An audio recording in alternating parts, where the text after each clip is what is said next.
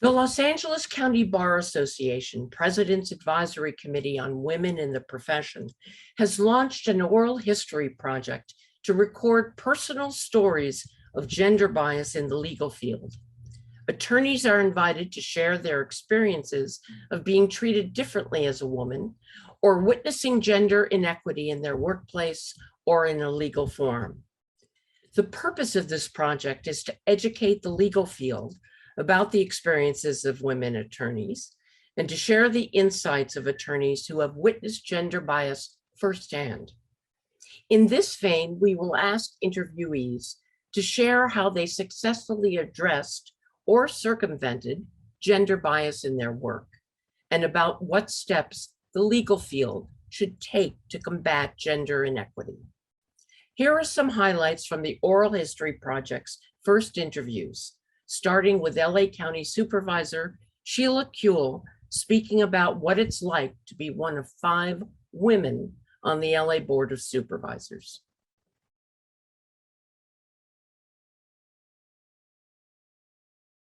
You know, when there's more than 5 women in a room of 11, there's much more comfort about being a woman and, you know, saying what you think, etc., when you're not the only one. Mm-hmm. And now when you are the only ones together, that's a question I think you're probably going to get to about whether that makes a difference. But we are very supportive of each other and try to find our way to yes, which, you know, we don't characterize things where we disagree as a war the way men did when I first joined the board.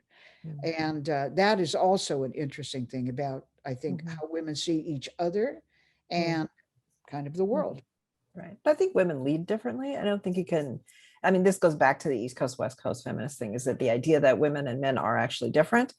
And whether that different comes from biology or socialization or culture, it may not even matter. The idea is that we used to punish women for being different from men, that the norm was always male, it's always a white man. And it's the idea that if you're different from that norm, there's something wrong with you and you need to try to adapt to that norm, which is what we saw women doing early, I think, in the practice of law as women moved into that sphere that was a very male-dominated profession.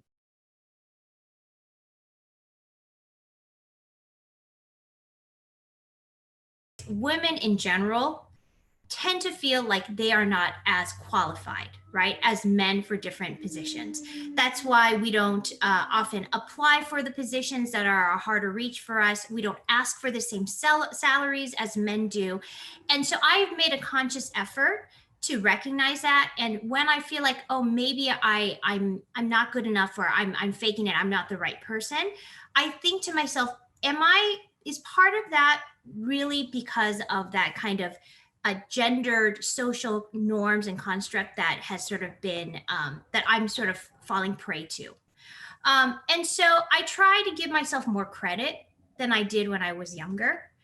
Sometimes I still feel like I'm in a room and maybe I'm not the right person there, but typically I understand, if I'm less experienced than other people, that I'm usually also younger than some of my other colleagues in that room, and that I'm offering a perspective.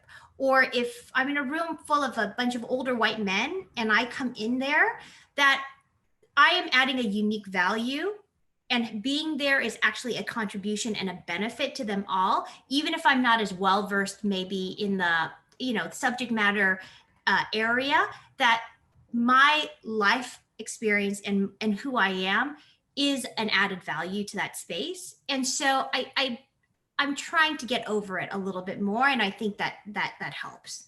And I think women, I would say women in general, we need to give ourselves more credit than we do.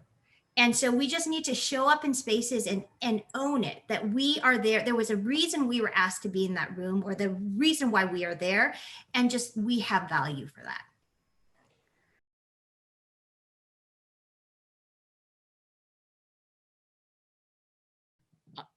I like to close the talks that I have sometimes with certain things that I think about. One of them was Toni Morrison. If you achieve freedom for yourself, it is meaningless unless you seek freedom for others. And this work that we do, this service that we do, we have to The late Susan Kwan used to say, you got to lift while you climb.